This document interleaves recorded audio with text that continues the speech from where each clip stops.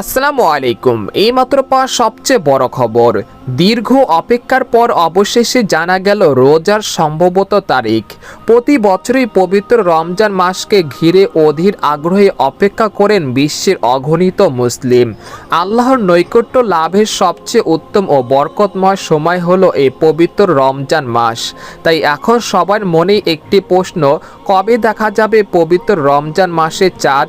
এছাড়াও ঈদুল ফিতর ও ঈদুল আজহা কবে পালিত হবে? সে বিষয়ে বিস্তারিত ও নির্ভরযোগ্য তথ্য জানতে আমাদের ভিডিওটি সম্পূর্ণ দেখুন। আর আপনি কোন জেলা থেকে এই খবরটি দেখছেন তা অবশ্যই কমেন্ট করে জানিয়ে দিবেন। আর সবার আগে সর্বপ্রথম সঠিক খবর পেতে আমাদের চ্যানেলটিকে সাবস্ক্রাইব করে রাখুন। এবার জেনে নিন এক নজরে। চাঁদ দেখার উপর নির্ভর করে 2026 সালের পবিত্র রমজান মাস শুরু হওয়ার সম্ভাব্য তারিখ জানানো হয়েছে।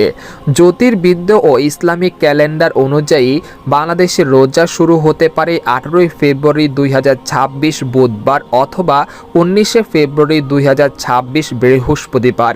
আমরা জানি রমজানের চাঁদ দেখা গেলে রোজার আগের রাত থেকেই তারাবি নামাজ শুরু হবে। এদিকে তারা আরও জানিয়েছে, রোজা যদি 19 ফেব্রুয়ারি থেকে হয় তাহলে 18 ফেব্রুয়ারি বুধবার রাতে প্রথম তারাবি আদায় করা হবে।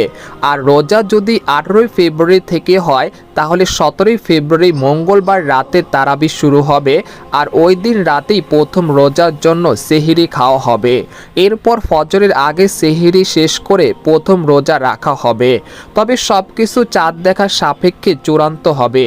এ বিষয়ে জাতীয় চাঁদ দেখা কমিটির আনুষ্ঠানিক ঘোষণায় সর্বশেষ সিদ্ধান্ত বলে গণ্য হবে। এদিকে রোজা শেষে পবিত্র ঈদুল ফিতর পালিত হয়। জ্যোতির্বিজ্ঞানীদের গবেষণা অনুযায়ী সম্ভবত ঈদুল ফিতর 19 বা 20 মার্চ বৃহস্পতিবার অথবা শুক্রবার 2026 চাঁদ দেখার সাপেক্ষে চূড়ান্ত সিদ্ধান্ত হবে।